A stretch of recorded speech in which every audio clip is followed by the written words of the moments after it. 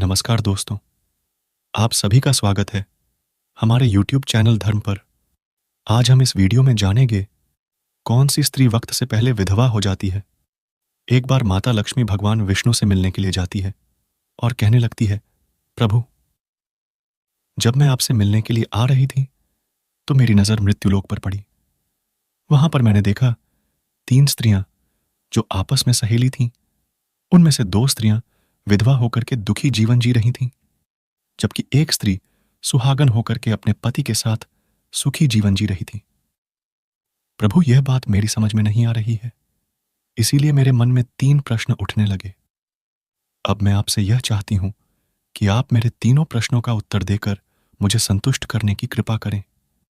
दोस्तों, इस प्रकार से भगवान विष्णु माता लक्ष्मी की बात को सुनकर के भगवान विष्णु कहते हैं, हे लक्ष्मी, तुम अपना तीनों प्रश्न मुझे बताओ। मैं तुम्हारे तीनों प्रश्नों का उत्तर देकर के तुम्हें संतुष्ट करने का प्रयास करूंगा। अब माता लक्ष्मी कहती हैं, प्रभु, मेरा पहला प्रश्न है, कौन सी स्त्री समय से पहले विधवा हो जाती है? मेरा दूसरा प्रश्न है, कौन सी स्त्री को जीवन में कभी भी सुख नहीं मिलता? और मेरा तीसरा प्रश्न है, कौन सी चीज ऐसी है जो एक पत्नी अपने पति को मांगने पर भी नहीं देती? दोस्तों, इस प्रकार से माता लक्ष्मी के प्रश्न को सुनकर कि भगवान विष्णु कहने लगे, तुम जिन स्त्रियों की बात कर रही हो उनमें से 2 स्त्रियों विधवा होकर अपना दुखी जीवन जी रही है। वहीं पर एक स्त्री सुहागन होकर के अपने पति के साथ सुखी जीवन जी रही है। तुम जानना चाहती है आखिरकार ऐसा क्यों है? तो मैं तुम्हें एक छोटी सी कहानी सुनाता हूं। इस कहानी को बहुत ही ध्यान से सुनना। आधी अधूरी कहानी सुनने वाले को आधा अधूरा ही ज्ञान प्राप्त होता है, जो जीवन में कभी काम नहीं आता, क्योंकि तुम्हारे तीनों प्रश्नों का उत्तर यही छोटी सी कहानी में समाये हुए हैं।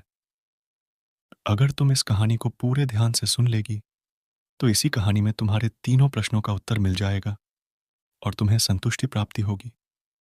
दोस्तों, माता लक्ष्मी कहती हैं, प्रभु, मैं आपकी बात से सहमत हूं। आप कहानी शुरू करिए। मैं कहानी को पूरे मन से सुनूंगी और जब तक आप कहानी कहेंगे तब तक मेरा मन किसी दूसरे स्थान पर नहीं जाएगा। तो दोस्तों, कहानी को शुरू करने से पहले आपसे एक छोटी सी रिक्वेस्ट है। हमारे चैनल चरित्र दृष्टि को सब्सक्राइब जरूर करें और कहानी को अंत तक जरूर सुनें, क्योंकि आज की कहानी आपके लिए बहुत ही महत्वपूर्ण होने वाली है। तो चलिए, आज की इस कहानी से कुछ नया सीखते हैं। भगवान विष्णु कहते हैं, हे लक्ष्मी, सबसे पहले मैं तुम्हें उस स्त्री की कहानी सुनाता हूं जो सुहागन बनकर के सुखी जीवन जी रही है। जिस सुहागन स्त्री की तुम बात कर रही हो, वह स्त्री एक राजा के नौकर की पत्नी है। और जिस नौकर की वह पत्नी है, उस नौकर को अपने पत्नी पर पूर्ण विश्वास और भरोसा है कि वह पतिव्रता है, जिसकी बातें वह अपने साथियों में बार बार करती हैं। अब देखो, एक दिन की बात है। उस राजा के नौकर ने अपनी पत्नी की प्रशंसा इतनी की, यह बात धीरे धीरे फैलते हुए राजा तक पहुंच गई। फिर राजा अपने नौकर को बुलाया और नौकर से कहता है कि तुम हर किसी से कहता है कि तुम्हारी पत्नी एक पतिव्रता है। क्या वास्तव में तुम्हारा पत्नी एक पतिव्रता है? क्या आपको पूर्ण विश्वास है? इस प्रकार से राजा की बात को सुनकर के नौकर कहने लगा, महाराज, मुझे पूरा विश्वास है कि मेरी पत्नी एक पतिव्रता नारी है। यह बात सुनकर के राजा के महामंत्री कहने लगता है, यदि मैं तुम्हारे पत्नी का पतिव्रता धर्म खंडित कर दूं तो तुझे क्या सजा मिलना चाहिए? फिर नौकर ने कहा, महामंत्री से यदि तुम मेरी पत्नी का पतिव्रत धर्म खंडित कर देते हो तो तुम मुझे फांसी लगा देना। और राजा से भी नौकर कहता है, यदि महाराज यह मेरी पत्नी का पतिव्रत धर्म खंडित नहीं कर पाए तो इनको क्या सजा मिलना चाहिए? तो राजा ने कहा, मंत्री को भी फांसी की सजा दी जाएगी। फिर भगवान विष्णु लक्ष्मी से कहते हैं, लक्ष्मी, मंत्री ने स्वीकार कर लिया और मंत्री नौकर से पूछा, क्या वस्तु लाऊं कि जिससे तुम यह मान सके कि मैं तुम्हारी पत्नी का पतिव्रत धर्म खंडित कर दिया हूं? तो नौकर ने कहा, मंत्री, यदि तुम मेरे घर जाकर मेरे विवाह के समय एक पटका मिला था और एक कतार मिली थी, वह मेरी पत्नी ने बहुत ही संभाल कर रखी है, जो सुहाग की निशानी मानी जाती है। अगर तुम पटका और कतार लाकर मुझे दिखा देगा, तब मैं मान जाऊंगा कि तुमने मेरी पत्नी का पतिव्रत धर्म खंडित कर दिया है। मंत्री उस शर्त को स्वीकार कर लेता है और एक शहर में जाता है और एक दूती से जाकर मिलता है।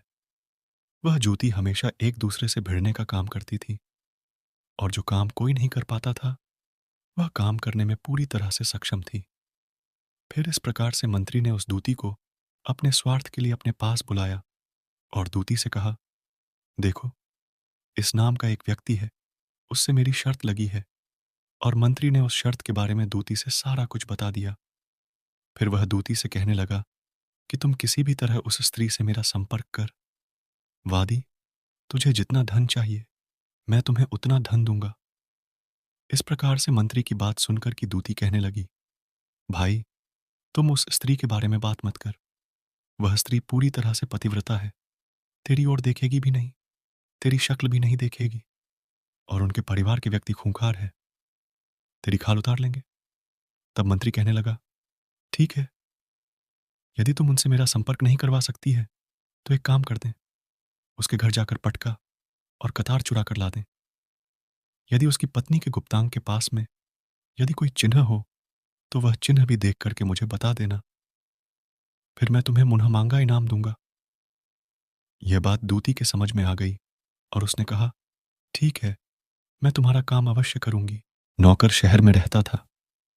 दूती नौकर के घर जाती है और उसकी पत्नी से जाकर की कहती है, बेटी, मैं तुम्हारे पति का बुआ हूं, मैं कई वर्षों के बाद तुम्हारे घर आई हूं। फिर उस स्त्री ने कहा, मैंने आपको पहले कभी नहीं देखा हूं, इसलिए पहचान नहीं पाई। इस प्रकार से उस दूती को नौकर की पतिव्रता स्त्री ने बहुत बड़ढ़ा सम्मान दिया, लेकिन उसे क्या पता था कि यह उसके साथ में छल करने आई है। अब भगवान विष्णु कहते हैं लक्ष्मी। इस प्रकार वह दूती उस पतिव्रता स्त्री के साथ में 2 दिन तक रुकी। जिस समय वह स्त्री स्नान करने लगी तो दूती उठ करके उस पतिव्रता की कमर रगड़ाने लगी। उस पतिव्रता स्त्री ने बहुत ही मना किया, फिर भी वह दूती नहीं मानी और कहने लगी, तुम तो मुझे बेटी से भी प्यारी लगती हो, तो इसमें मना करने वाली क्या बात है? मना मत करो। काफी दिनों बाद मेरी मुलाकात तुमसे पहली बार हुई है। अब यह सब कहकर के वह दूती मुंह पर हाथ फिराने लगती है। फिर आंखों को धोने के बहाने से उस दूती ने उस पतिव्रता स्त्री की आंखों पानी मार दिया और उस पतिव्रता स्त्री की आंखें बंद हो गईं। इस प्रकार से गुप्तांग के पास में जांघ पर एक तिल का निशान था जो दूती ने देख लिया। अब तो उसका काम बन गया। अब स्नान करने के बाद वह पतिव्रता स्त्री अपनी रसोई में खाना बनाने के लिए गई तो दूती को मौका मिल गया और उसने पटका और कतार उस नौकर के घर से चुरा ली और वहां से एकदम भाग गई और जाकर के वह दूती पटका और कतार उस मंत्री को दे दिया और उस पतिव्रता स्त्री के जांघ पर जो तिल का निशान था वह भी बता दिया। मंत्री सीधा राजा के दरबार में पहुंचा और राजा से जा करके कहा, महाराज, मैंने नौकर की पत्नी के साथ में 2 दिन बिताए और यह पटका और कतार उसी के हाथों से लेकर आया हूं। फिर राजा ने अपना दरबार लगाया और नौकर को बुलाया और राजा ने महामंत्री से सभा में पटका और कतार नौकर को दिखाने को कहा। फिर राजा की आज्ञा पाकर मंत्री ने नौकर को उसकी घर की पटका और कतार दिखा दिया और उसकी पत्नी के गुप्तांग के पास में जांघ पर जो तिल का निशान था वह भी बता दिया। यह सब देख करके नौकर मान गया कि वास्तव में आज मेरी पत्नी ने अपना पतिव्रता धर्म पूरी तरह से खंडित कर लिया। भगवान विष्णु कहते हैं लक्ष्मी। फिर तो राजा ने फांसी का सजा 15 दिन बाद रख दिया और कह दिया कि नौकर को 15 दिन बाद फांसी पर चढ़ा दिया जाएगा। इस प्रकार से नौकर से उसकी अंतिम इच्छा पूछी तो नौकर कहा, मैं अपनी पत्नी से एक बार मिलना चाहता हूं। इस प्रकार से राजा ने उस नौकर को आज्ञा दी कि ठीक है, तुम अपनी पत्नी से मिल सकते हो। फिर नौकर अपने घर गया और अपनी पत्नी से कहा कि तुमने मेरे साथ बहुत बढ़ा विश्वासघात की है। मैंने तुम्हारे विश्वास पर मंत्री के साथ ऐसी शर्त लगाई थी।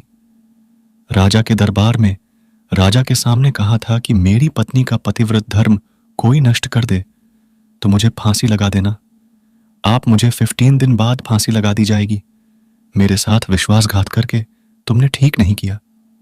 तब उस पतिव्रता स्त्री ने अपने पति को सारी बात बताई, मगर उसे विश्वास नहीं हुआ। फिर नौकर राजा के दरबार में पहुंचा तो फिर राजा से कैद में डलवा दिया। अब उधर नौकर की पतिव्रता धर्मपत्नी ने परमात्मा को याद किया और अपना भेष बदल करके राजा के दरबार में गई और राजा से नाच दिखाने की आज्ञा मांगने लगी, क्योंकि वह स्त्री बहुत ही सुंदर थी और उधर राजा तो शौकीन होते ही है। इसलिए राजा ने आज्ञा दे दिया कि सभी मंत्री आदि उपस्थित होकर इस सुंदरी का नाच करवाने का पूरी व्यवस्था करें। भगवान विष्णु कहते हैं, लक्ष्मी, फिर तो सब मंत्री, महामंत्री, राजा आदि दरबार में उपस्थित हुए और फिर उस नौकर की धर्मपत्नी ने जब नाचना शुरू किया तो राजा को उस स्त्री का नाच बहुत ही पसंद आया और फिर राजा ने कहा, तुम मुझसे क्या मांगना चाहती हो? तुम मुझसे जो भी मांगोगे मैं तुम्हें वही दूंगा।